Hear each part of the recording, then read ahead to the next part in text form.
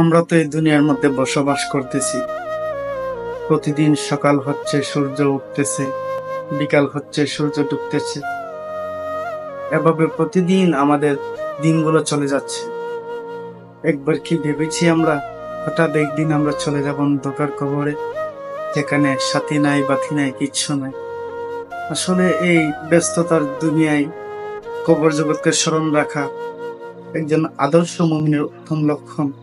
কারণ মুমিনরা এই জাকজমক দুনিয়ার যত কিছুই দেখুক না কেন, দিন শেষে তারা আল্লাহর সেজদায় নিজেকে মনোনীত রাখতে পছন্দ করে।